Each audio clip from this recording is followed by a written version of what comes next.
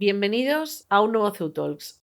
Hoy hablamos con diferentes expertos sobre inteligencia artificial. Mi opinión sobre este momento, que me parece apasionante en cuanto a la tecnología, ¿no? Antes de la pandemia hablábamos de blockchain, ¿no? De las criptomonedas.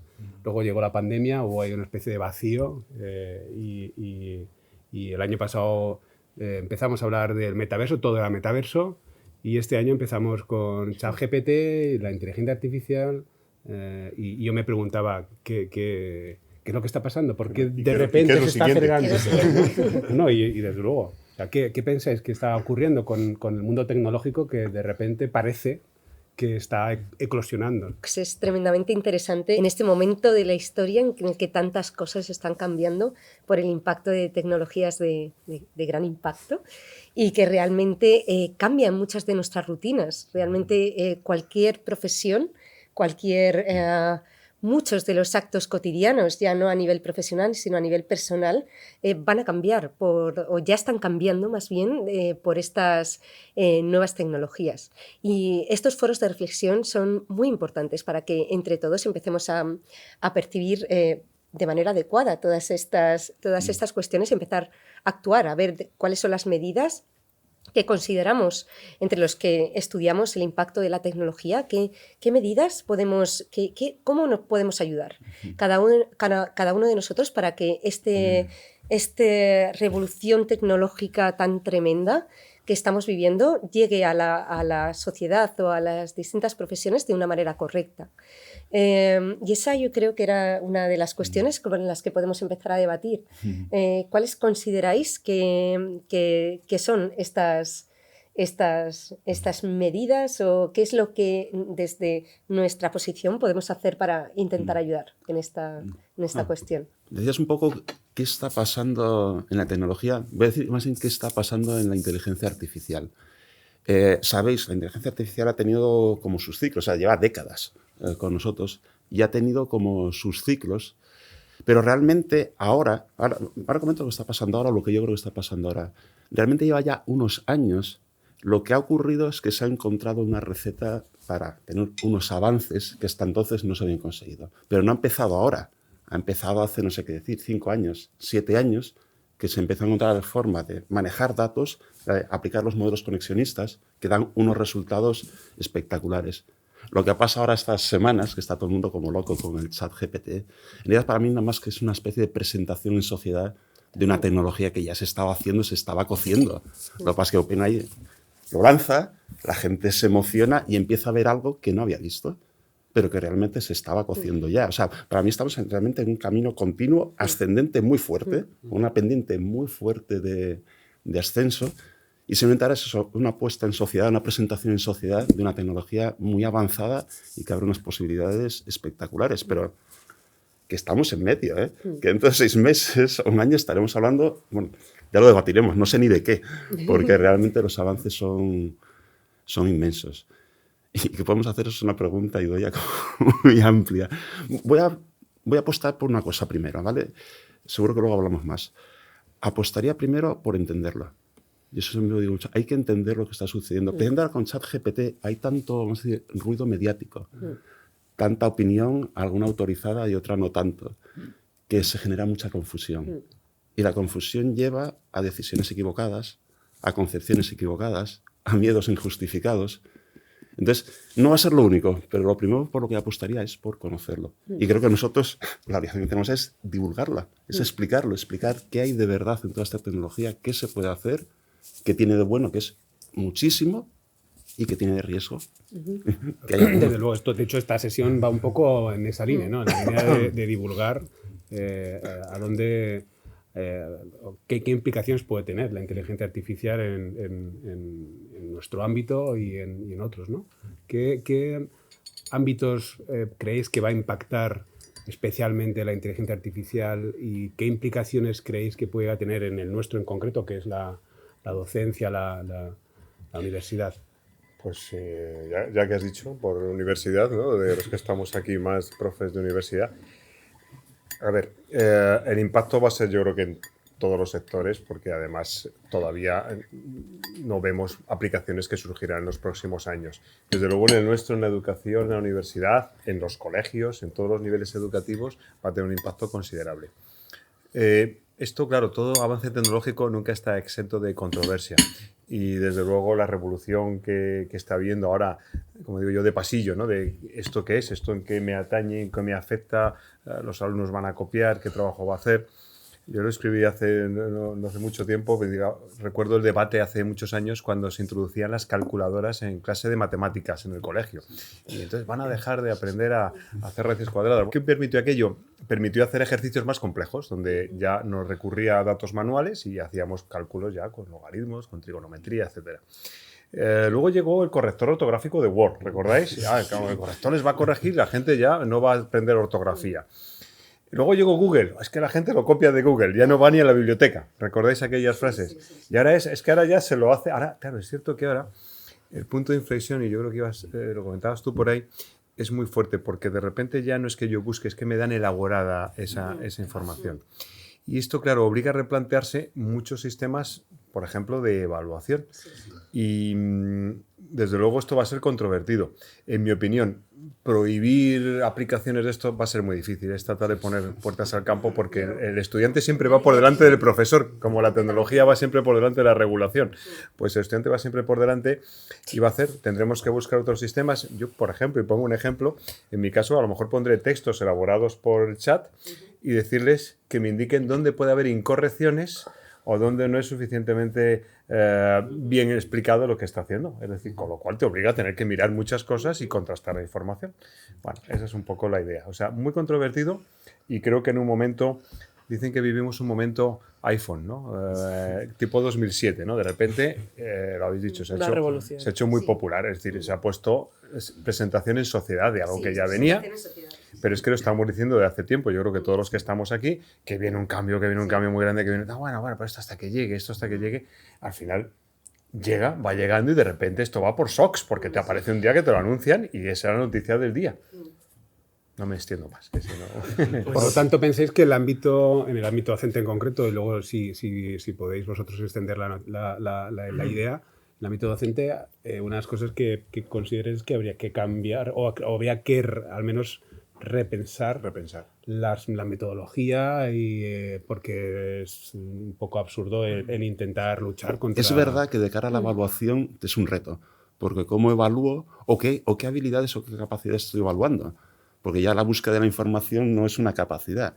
Incluso estructurar un texto con ChatGPT ya empieza a no ser... Estructura fenomenal, los textos. Lo primero que hice en mis clases, cuando empezó a estallar el tema del ChatGPT, les puse a todos a sign in, a registrarse y a aprender a usarlo. ¿Por qué? Porque es lo mismo que si, por ejemplo, nosotros en casa ponemos alguna herramienta para bloquear los contenidos de acceso a Internet a nuestros hijos o cualquier tipo de cosas. Son cosas muy sencillas, porque realmente estás poniendo medios técnicos para impedir entrar en un sitio, pero el ser humano tiene una cuestión inherente que es muy importante, que es la curiosidad. ¿Qué es lo que pasa cuando tú a un niño le prohíbes hacer algo? O a una persona, la persona me prohíben, y eso, ¿por qué lo harás? Entonces voy a ver la manera de saltármelo para llegar. La cuestión es que esta herramienta es gratis, es tremendamente útil. Lo primero que hice yo, pues aprender a usarla bien, bueno, todo lo bien que se puede aprender en estas semanas, y decir, madre mía, es que, hombre, tiene sus errores, pero tiene una utilidad importante. Si yo prohíbo a los alumnos, cuando ya les llegue el humor, porque hay algunos que todavía no lo saben, pero la mayoría pues ya empiezan a saber de qué va esto, en cuanto el alumno descubra la utilidad, no va a haber prohibición que no se salte, o que no elabore la medida para lo que sea, para la herramienta que sea, para saltársela. ¿Cuál es la mejor manera de afrontar este tipo de cosas? Vamos a enseñarles a usarlo de la manera conveniente. Ya hay otras herramientas. OpenAI, igual que sacó la ChatGPT, a la semana estaba sacando un detector de textos escritos con ChatGPT. O sea que nosotros tenemos la capacidad de ver, a ver de qué manera, pues, pero la cuestión es que yo creo que la manera de afrontar esto es enseñando al alumnado de qué manera usar, de qué manera puede ser útil para para afrontar distintas cuestiones, hasta en estrategias de marketing, hasta la elaboración de logos, hasta en hacer vídeos, hasta absolutamente cualquier historia, que igual ellos ahora pueden comentar más, se pueden usar estas como una herramienta más, como la calculadora, para afrontar de una manera mucho más elaborada y mucho más profesional un trabajo, para iniciar y luego tú complementar de otra manera y hacer un trabajo pues mucho más elaborado. Hay muchas cosas, muchos retos pendientes y todavía queda mucho por hacer y mucho por investigar en este sentido, pero vuelvo a decir que yo creo que la clave de la cuestión está en no prohibir y enseñar y realmente difundir mucho de manera adecuada, sin tantos bulos y afrontarlo de una manera mucho más... intentar normalizar este tipo de cuestiones. Otra cosa yo creo que no va a funcionar. Bueno, a ver, yo un poco por recopilar todo lo que habéis dicho, que habéis dicho cosas interesantísimas y estoy súper de acuerdo, o sea que no voy a aportar mucho valor, pero bueno, yo lo que creo que está pasando es que hay grandísimos expertos en marketing en el ámbito tecnológico. O sea, es lo primero que diría, porque las campañas que han hecho, o sea, el lanzamiento de ChatGPT ha sido impresionante. 30 de noviembre se lanza y tienen millones de usuarios y estamos todos hablando de ello. O sea, es increíble. Entonces, lo primero, chapó por esta gente que hace tan bien la comunicación, ¿no? Lo segundo, ¿dónde estamos? ¿No? Pues ¿dónde estamos? Yo creo que, como tú bien has dicho, estamos en que por fin se han juntado harina, mantequilla, azúcar y esto ha salido un bizcocho estupendo y ahora tenemos realmente algo muy interesante. Tan interesante que muchas tareas y funciones que el ser humano hacía, las hace mejor. Vamos a ver y vamos a hablar, y yo creo que tú... y ahí ya tocamos un poco donde yo creo que hay que ir, ¿no? Entonces, con los alumnos yo he hecho lo mismo que tú. Yo, de hecho, mi primera clase de este cuatrimestre ha sido ChatGPT, les he dado una charla, les he dicho tienen que abrir una cuenta, etcétera, etcétera. Entonces estoy haciendo lo mismo, métete con las manos en la masa y aprende de qué estás hablando. Aquí hay riesgos, los que acabo de decir, que son que se te caigan, tecnológicos, ¿no? Segundo, económicos, más gap, más... ¿cómo se dice? Abismo entre un mundo y otro mundo, entre el rico, el pobre, el que puede acceder, el que no, el que en su idioma ChatGPT tiene mucha información y el que no. Por ejemplo, China tiene menos contenidos que nosotros, etcétera, ¿no? Por tanto, grandes riesgos también geoestratégicos, económicos, riesgos de sesgo. Ya se han identificado que ChatGPT tiene sesgo. Sabemos que no es una herramienta perfecta. Por tanto, cuidado con que nuestros alumnos confíen ciegamente en una herramienta que no es perfecta, ¿no? Y yo creo que ese es el reto, ¿no? Cómo les enseñamos todo esto, que tiene mucho que ver con espíritu crítico y con el hacer ejercicios de cuestiona toda la máquina, entiende quién está detrás de la máquina, quién la financia, cómo se ha hecho, etcétera, ¿no? Y yo creo que es ahí donde tenemos que poner todo el foco nosotros ahora. ¿Y creéis que puede ser una herramienta de manipulación? Pues se puede convertir. Claro. Llevamos poco tiempo hablando públicamente de inteligencia artificial, pero hay que ver los que estamos aquí, la de horas que ya le hemos dedicado a hablar de la inteligencia artificial, hasta tal punto que yo ya estoy un poco harto de hablar de inteligencia artificial. Sí, por una razón, porque si os dais cuenta, hablamos de inteligencia artificial como en su momento se hablaba de Internet, pero luego pues hablamos de redes sociales, hablamos de web, hablamos de correo electrónico. Hablar de Internet en general, cuando en Internet hay tantas cosas, o hablar de informática en general. Me dice, cuando me acuerdo en los primeros currículums poníamos conocimiento de informática a nivel usuario. Sí. Bueno, que eso era no decir nada, o como mucho ya lo de paquete Office y tal, ¿no? De lo que hemos estado hablando ahora, el ChatGPT es procesamiento de lenguaje natural, de una inteligencia además generativa o creativa, porque también había procesamiento de lenguaje natural no generativo o no creativo, y se viene aplicando desde hace mucho. Yo colaboro con una empresa que lleva desde el 89 en España haciendo cosas con inteligencia artificial y especialmente procesamiento de lenguaje natural, ¿no? Pasa que como ahora esto es generativo y no solo analítico, pues entonces no solo es detectar patrones, sino se puede crear, pues es lo que yo creo que ha sido la gran novedad, ¿no? Pero pensar que estamos hablando de los textos, pero ayer, por ejemplo, hablábamos también de las imágenes o de la programación, que también ya hay una inteligencia para programar y además que parece que no lo hace mal por lo que dicen los programadores, ¿no? Que ya empiezan a usarla. Al principio la veían como un enemigo y ahora la está usando todo el mundo, ¿no? Porque además para detectar errores y tal, ¿no? Y luego la de composición de música, etcétera. O sea que se va a aplicar a todos los ámbitos. Eso de que, ¿a qué ámbitos especialmente? A todos. Incluso al de ligar. En las plataformas de liga también ya se aplican algoritmos. O sea que no va a haber nada que no esté afectada por la inteligencia artificial, pero no que no vaya a estar, que no esté ya. porque la manipulación, por ejemplo, pues en la ley y el Reglamento General de Protección de Datos ya están las decisiones automatizadas que pueden tener efectos jurídicos y entonces que se obliga a que sean explicables, etcétera, una serie de cosas, ¿no? En libertad de expresión, las redes sociales funcionan por algoritmos de moderación de contenidos y de recomendación de contenidos. Y obviamente nos manipulan. Y tienen sesgos políticos, y lo vimos con Cambridge Analytica, y se pueden ahora generar además con deepfakes, también con inteligencia artificial, poner a un político a decir una barbaridad 3 días antes de las elecciones y vete tú a desmentirlo, ¿no? O sea que no es que son riesgos hipotéticos, que ya lo hemos visto y ocurrió en el Brexit, ocurrió en las elecciones norteamericanas, con fake news, además que lo que hacían era incitar el discurso del odio, no era para pedir el voto, sino para que odiaras a los otros, ¿no? O sea que ya estamos manipulados. La única, y no soy muy optimista, la única solución ante todo esto es el pensamiento crítico ante lo que vemos, pero es que no soy optimista porque yo estoy en Twitter y en las redes sociales y pensamiento crítico hay poco, O sea que cualquier bulo la gente lo compra, porque además el problema no es tecnológico, el problema es que tú, bien por pereza, que es lo que va a pasar con nuestros alumnos, pues si no pasan de la Wikipedia, pues ahora no pasan del ChatGPT, ¿no? Bien porque por pereza, bien porque dice exactamente lo que tú crees, lo compras.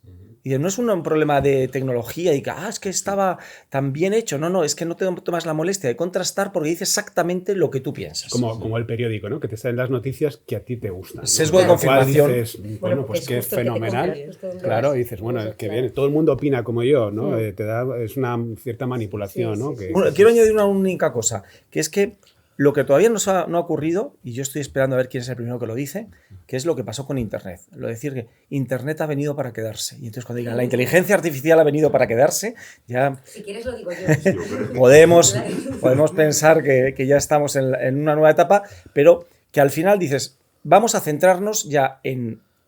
Es un conjunto de tecnologías. ¿En qué tecnología concreta y en qué ámbito concreto? Y en la educación yo estoy completamente de acuerdo. Ahora están todos los profesores muy preocupados porque no saben de esto, de si me van a colar un trabajo, tal. Esta mañana veía un anuncio de una empresa que se dedica a hacer trabajos de fin de grado para los alumnos. Sí. Y les va a ir fatal porque el ChatGPT ya no van a necesitar contratarlos. Pero lo que tenemos que hacer los profesores, como decía Idoia, es enseñar no solo a usarla, sino a contrastar, o sea, que vean por sus propios ojos que todo lo que dice puede no ser cierto y que tienen que, aún así, o sea, es un buen comienzo, pero tienen que contrastar que los datos son verdaderos con fuentes fiables, porque eso es lo que nadie se da cuenta si no eres experto, que miente muy bien. Y es muy verosímil todo lo que dice, pero puede ser falso. La cuestión es que es muy importante el tener conocimientos extras, o sea, realmente el no, porque tenemos ChatGPT, de dejar de saber cómo se hacen determinadas cosas, porque al final todo este mundo tecnológico, por cuestiones técnicas, al final pueden fallar y es importante pues no tener esa dependencia tan grande. Todos estos riesgos que los empezaremos, es muy importante el estudio sobre estas cuestiones desde ya, porque para enseñar al alumno a enfrentarte a todas estas cuestiones que esto, usarlo como herramienta. ¿Qué pasa? Pongo el símil que ponía Ricardo de la calculadora. Igualmente, ¿qué pasa si un alumno ahora mismo de matemáticas directamente en un examen de repente le digo, se le olvida la calculadora?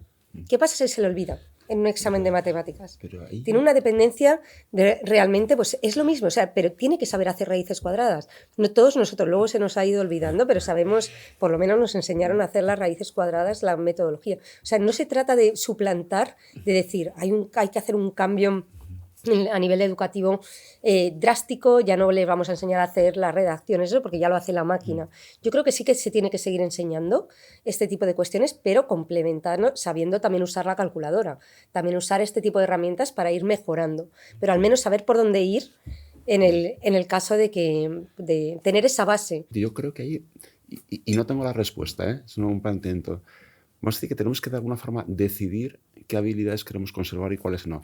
Y siempre habéis puesto ejemplos. Hemos externalizado en la tecnología cosas que hemos dejado de saber hacer. Yo no sé encender fuego y como eso muchas cosas. Y estamos acostumbrados a recibir en nuestra casa electricidad, agua, gas. ¿Qué pasa? Se cae. Y lo que pasa es que poco a poco, a medida que has tenido tecnología, dejas de hacer cosas. Y no es malo, porque si no, no vamos a poder progresar. Es por lo mismo porque metes tecnología a las empresas, porque te potencia. Si quieres tú hacerlo todo, no puedes hacerlo. Lo que pasa es que hay que decidir, claro, la inteligencia artificial lo que pasa es que nos desafía, porque son cosas que son como muy nuestras, que es como pensar, Entonces, yo ahora mismo no tengo la respuesta de qué deberíamos hacer. Pero sí que es verdad que no podemos, como decíamos antes, poner puertas a la tecnología. Es verdad que tenemos que utilizarla. Es verdad que algunas cosas vamos a dejar de saberlas hacer o no van a ser tan hábiles. Y nos tenemos que resignar, entre comillas, o aprovecharlo. Yo voy a proponeros una cosa. O sea, yo sí que creo que, por lo menos tal y como está ahora ChatGPT, sí podemos encargar cosas que es imposible que las encuentren. A ver, ChatGPT tiene información, lo sabemos, hasta 2021 y hay información que está en Internet. Pero es que nosotros podemos examinar y hacer que nuestros alumnos trabajen sobre cosas que no están en Internet. Entonces, yo el otro día lo pensaba, porque digo, ¿qué hago? Lo tengo muy fácil. Yo, por ejemplo, este año les traje a un profesor que considero que es súper innovador, es un señor de Vigo, es una persona apasionante, muy desconocida. Lo traje y tuvimos una videoconferencia, él contó cómo lo ha hecho. Eso no está en ningún lado, porque fue su vivencia. Entonces, mis alumnos, parte de sus ejercicios durante este curso ha tenido que ver con esa experiencia, que es ser un innovador en el mundo jurídico. Entonces, ¿qué tendremos que hacer? Pues es más costoso. No preguntar el estándar, sino crear nuestros sílabus súper específicos donde todo va a tener mucho que ver, en mi opinión, con casos concretos, reflexionar y opinar. Porque tu opinión no es la que está en Internet, es la tuya. Y además, a lo mejor les hace salir y que debatan. Hablan en público, presentan en público, trabajan en equipo.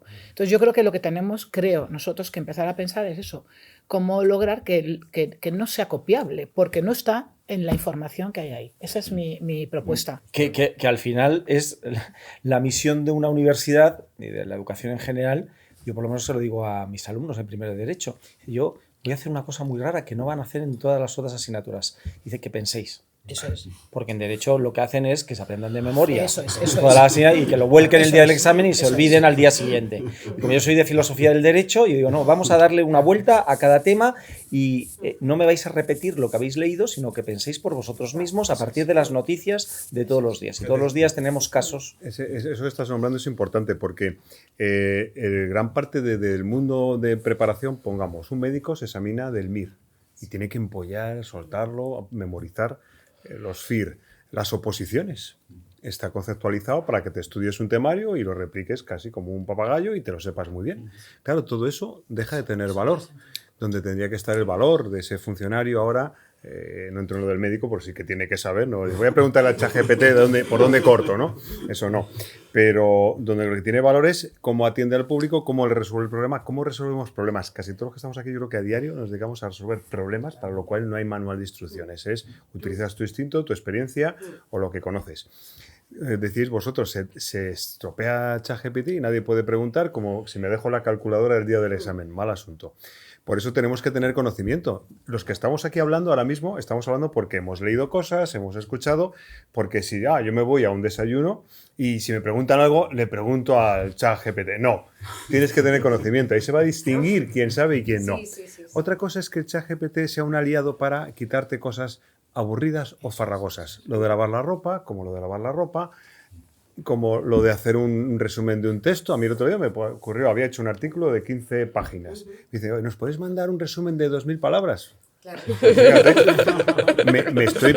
Ahí abajo digo, oye, es mi producción científica y hago mi resumen de 2000 palabras. Puedo ponerme a mirar y suprimir y mutilar, que cuesta mucho párrafos, o pedirlo en ese tipo. Bueno, pues lo decías tú también, y el lado con lo tuyo. Hace muchos milenios era imprescindible para el conocimiento humano saber encender fuego con 2 piedras. Era su supervivencia. Hace milenios no teníamos un reloj y nos guiábamos por otro tipo de cosas. El ser humano hemos ido desarrollando invenciones. Tenemos un avión para cruzar el Atlántico rápidamente. Nos comunicamos por un teléfono móvil. Es decir, todo esto es porque añadimos a nuestras capacidades como humanos más cosas que nos hacen falta y hay cosas que ya no nos hacen tanta falta. Porque el ser humano es evolución en sí mismo. Y bueno, Neandertal desapareció porque vino un ser más fuerte. No sé si el ser humano, el Sapiens, desaparecerá porque una inteligencia artificial, ¿no? O un Skynet, ¿no? Dirá, oye, que soy superfluo. Y yo creo que eso también un poco nos preocupa porque ahora está llegando, todos los avances tecnológicos han sido cambios importantes, pero ha llegado un avance tecnológico que de repente nos amenaza en muchas de las cosas que entendemos que solo como humanos podíamos hacer. Es decir, no es que en lugar de apretar tuercas viene un robot y pone la tuerca. Fíjate, el marketing que tú decías, yo creo que es que no ha habido... Yo no he visto... O sea, Meta anunció que cambiaba el nombre de la compañía porque hablaba de metaverso. No he visto anuncios en televisión de, oye, prueba ChatGPT. Estamos hablando mucho de enseñar a nuestros alumnos a usar GPT o las otras inteligencias. Yo lo que digo medio en serio y medio en broma es que yo aspiro a ser profesor de sistemas de inteligencia artificial, porque los sistemas expertos solo se pueden crear por expertos. Y esto, el ChatGPT todavía no es experto. Por eso dice generalidades. Claro, entonces tienes que formar. O sea, yo ahora se está aprovechando de nuestros usos para ir mejorando. Claro. Pero solo cuando expertos entrenen sistemas de inteligencia artificial tendrán respuestas expertas. Sí. Y habrá que supervisarlo, porque no lo podrás dejar solo. Entonces yo creo que también para los profesores, pues tendremos que dedicar un tiempo a ser profesores de inteligencia artificial, para enseñar a los sistemas ya en cada uno de los ámbitos y en cada una de las especialidades. Vale, entonces, antes de abordar el bloque de beneficios, ¿no? Seguimos ahí en el bloque como un poco de riesgos, aunque hemos abierto alguna opción adicional. Y ya dado que tenemos aquí dos expertos en temas jurídicos, ¿tendría que estar, por lo tanto, regulado jurídicamente de alguna forma? ¿Es eso posible? Si estamos hablando de prohibirla o no prohibirla, que hay una norma, pues... No, prohibirla no. Regular, proteger, efectivamente. Yo creo que en realidad el menor está protegido, en realidad la protección de datos está regulada, claro. La inteligencia artificial como tecnología se está regulando en Europa. Hay pequeñas cosas de plataformas online, hay proyectos ahora mismo de normas para la responsabilidad extracontractual, es decir, estamos en este marco jurídico se está construyendo. ¿Hay que regularlo? Sí, en ciertas cosas, claro que sí. Si queremos transparencia del algoritmo, igual lo tiene que decir una norma, porque basándonos solo en principios éticos que las compañías de buena fe dicen que van a respetar, pues no sé si estamos tan seguros, ¿no? Pero no sé si tienes algo que decir, Borja, más. Sí, a ver. Digo que ya está o ya está siendo regulada. Es decir, en protección de datos ya están reguladas las decisiones automatizadas. En la DSA está regulado la transparencia de los algoritmos de moderación, de recomendación, etcétera, ¿no? O sea, se va regulando, pero yo, frente al Reglamento General sobre la Inteligencia Artificial que se está ahora mismo tramitando en el Parlamento Europeo, que ese va a ser una especie de norma general, transversal, yo lo que creo es que se va a regular el uso de los algoritmos y de la inteligencia artificial en el ámbito financiero, en las aseguradoras, en la educación, en protección de datos, en lo que sea, ¿no? En las redes sociales, en cada uno de los ámbitos, en medicina, todo. Y los usos. Y entonces, por ejemplo, también en periodismo, en medios digitales, donde ya, por ejemplo, en Francia han impuesto que se tiene que decir cuando se utiliza Photoshop en una imagen y ahora los deepfakes, ¿no? Y que se tiene que decir que se ha utilizado deepfakes o que se ha utilizado inteligencia artificial para redactar una noticia, que ya hay muchas noticias que están redactadas por inteligencia artificial. Entonces, lo que no va a haber es, ¿os imagináis una ley sobre la inteligencia humana? Que regule todo lo que puede hacer la inteligencia humana, es imposible, es absurdo. Entonces, lo que tenemos es muchísimas leyes de los distintos ámbitos de la conducta humana que puede producir conflictos y para eso está el derecho, para intentar prevenir conflictos o resolverlos, ¿no? Pero en cada uno de los ámbitos. No existe una ley universal de toda la inteligencia natural o la inteligencia humana. Entonces, la inteligencia artificial, pues habrá unos principios, pero a mí hay uno que me preocupa especialmente, que es que en el Reglamento General de la Inteligencia Artificial que se está tramitando se habla de los usos de alto riesgo. Y un número importante de los usos detectados como de alto riesgo son los usos que puede hacer de la inteligencia artificial los poderes públicos para controlar a los ciudadanos. Bueno, pues habiéndolos detectado y clasificado y etiquetado como de alto riesgo, sin embargo, no hay ninguna consecuencia jurídica de sanción. Como no la habrá, o sea, como no la hay en protección de datos. Una administración pública puede hacer un mal uso de los datos personales de los ciudadanos y no le pasa nada. Y le ocurrirá lo mismo con la inteligencia artificial. Dile tú a la agencia tributaria que está usando inteligencia artificial y más de 80 bases de datos de cada uno de nosotros, que lo que está haciendo no está bien y que le vas a multar por ello. Y sin embargo, dile a una pyme que haga un uso incorrecto de datos o de inteligencia artificial y se le cae el pelo.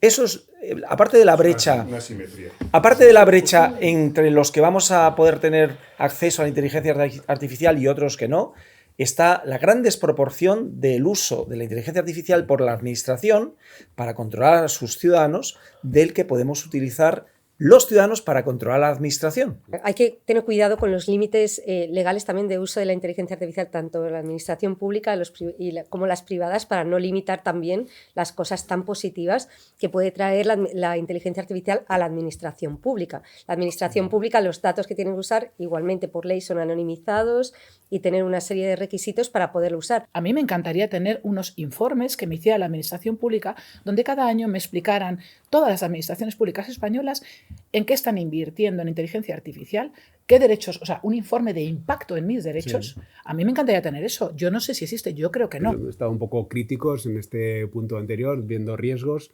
qué beneficios nos va a aportar o nos está aportando en este momento la inteligencia artificial. Yo mismo. Pues, a ver, yo creo que todas las tecnologías tienen beneficios, su anverso y su reverso. Es decir, yo con un coche es una tecnología que me permite desplazarme, pero un coche puede ser también un arma ofensiva o puede ser peligroso, ¿no? Un avión, cualquier cosa. Toda la tecnología tiene su buen uso y su uso pernicioso. Yo creo que aquí, claro, es buscar el equilibrio. Todo avance tecnológico ha permitido mejorar, por ejemplo, la salud, ¿vale? Pero luego también, y a veces se inventan cosas que en principio no son buenas y que luego tienen otra derivación. Entonces, yo creo que tiene ventajas e inconvenientes. La clave es saber utilizar la parte buena, enfatizar esa parte buena. Decíamos que enseñar a los alumnos cómo utilizarlo, pero también a los profesores y decir, oye, vale, ¿qué provecho puedo sacar yo de esto? Y a lo mejor esto me va a permitir avanzar mucho más rápido en aprendizaje. Volviendo al mundo de la universidad, quizá podemos hacer sistemas que te permitan enseñar al alumno de forma más personalizada. La inteligencia artificial salva vidas. Toda la investigación contra el cáncer, por las vacunas del COVID, todo se tiene que hacer con inteligencia artificial, porque ¿qué es lo que tiene la inteligencia artificial? Una capacidad de ingesta de no sé cuántos datos y conocimientos que no tiene el cerebro humano, y una capacidad de procesamiento a una velocidad que en una investigación, si lo hiciéramos con métodos tradicionales, tardaríamos muchísimos años y ahora se pueden acortar. Y luego, como bien dices, no solo la educación personalizada, los tratamientos oncológicos ahora son personalizados. Porque no se puede hablar de un cáncer, cada persona tiene un cáncer distinto. Y hay que buscar, gracias al Big Data y a la inteligencia artificial, pues patrones que coincidan y para buscar el tratamiento adecuado. Por eso es muy importante, por ejemplo, que no se anonimicen los datos, sino que se pseudonimicen. Porque si se anonimizan, tú encuentras el tratamiento perfecto, pero no sabes a quién le corresponde. Claro. Con lo cual el médico tiene que saber que el paciente 3521 es fulanito de tal.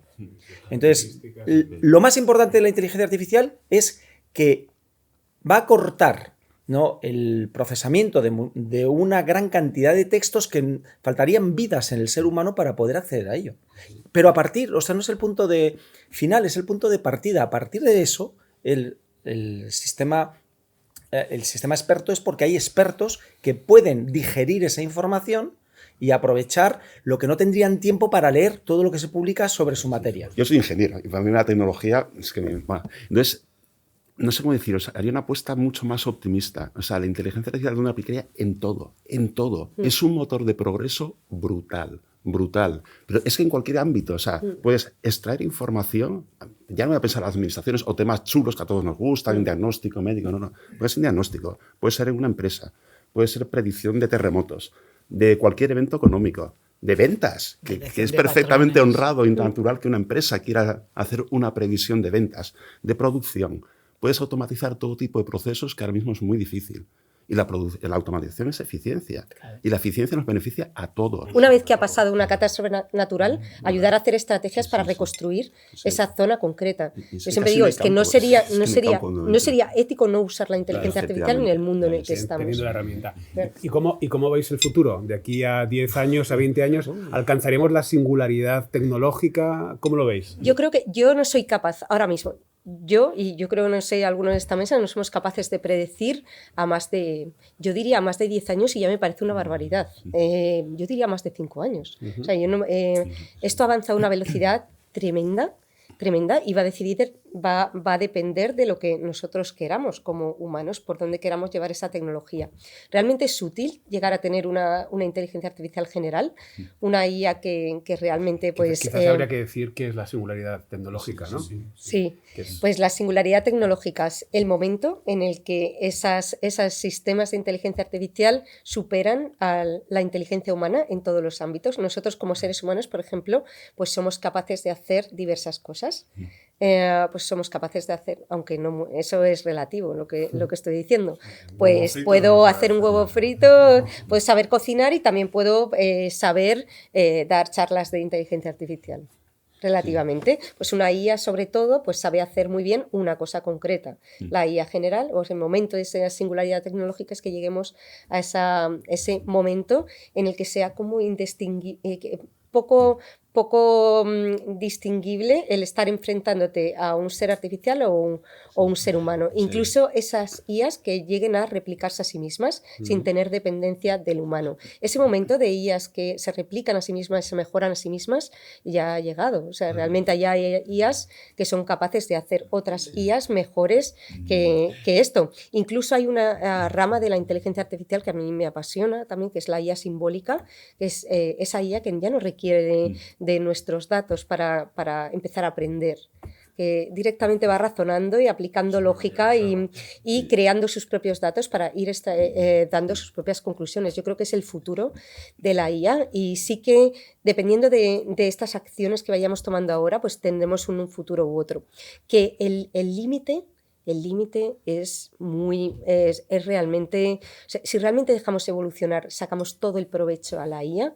Yo sí veo sin límites, sin ningún tipo de límites, sí que veo un futuro bastante más muy peliculero, muy de ciencia ficción, pero sinceramente espero, confío en el ser humano, pero espero que todavía estemos a tiempo para ir más o menos encaminando esa tecnología hacia un momento de convivencia. Y si vamos a tener una dependencia también afectiva de la inteligencia artificial y la convivencia, en vez de ser mala, como en las películas de ciencia ficción, es demasiada buena que no nos relacionamos entre los seres humanos porque nos entiende mejor la inteligencia artificial. Entre utopía y distopía, como economista os digo, fijaros de aquí a 20, 30 años, que tú preguntabas en esa línea, se nos van a juntar una inteligencia artificial muy, muy desarrollada, yo no sé si singularidad, se nos va a juntar posibilidad de computación cuántica, que eso multiplicará exponencialmente 6G, 7G, pensemos en 20 años, 30 años, pero además incluso energía ilimitada de la fusión si se cumplen esas predicciones. Es decir, tenemos por delante 20 o 30 años, que es lo que va a tardar probablemente en cuajar muchas cosas o en descuajar otras que pensábamos que se iban a desarrollar. Digamos, el metaverso a lo mejor no, porque a la gente le gusta, pero ojo, de metaverso nosotros sabemos que en educación, la educación inmersiva, me da igual si es con más gente o con menos gente, pero aprender experimentando es muy útil, ¿eh? Que aquí tenemos laboratorios replicados que ahorras mucho tiempo, dinero y puedes acceder a cosas desde donde estés, ¿no? Entonces, se van a juntar muchas cosas, de luego vienen 2 décadas por delante apasionantes, que yo creo que hay que ser receptivo, que va a ser muy difícil pretender regular todo, porque no puedes regular lo que va a salir, que vamos a vivir a cosas, ¿no? De repente en noviembre, de repente se hace popular esto. Tú lo hacías muy bien antes, y antes a blockchain, otra revolución, y el otro día metaverso, o sea, cada año toca la palabra de moda, ¿eh? Y decimos, ¿y la siguiente cuál será? O sea, si miras por dentro, y a mí como ingeniero que soy me gusta mirarlo por dentro, ¿qué hacen estos algoritmos? Hasta lo más avanzado que hay, hasta el chat GPT que hay por dentro de eso, está tan lejos de una verdadera inteligencia, pero tremendamente lejos. O sea, el resultado externo es brutal, pero por dentro no tiene nada que ver. No tiene nada que ver. Y entonces, el razonamiento que hacen los que defienden la singularidad, por lo menos el que yo he visto, no es un roadmap tecnológico, de vamos a llegar ahí. No. Lo que están diciendo, por lo menos lo que yo he leído, es que el avance es tan rápido, es exponencial.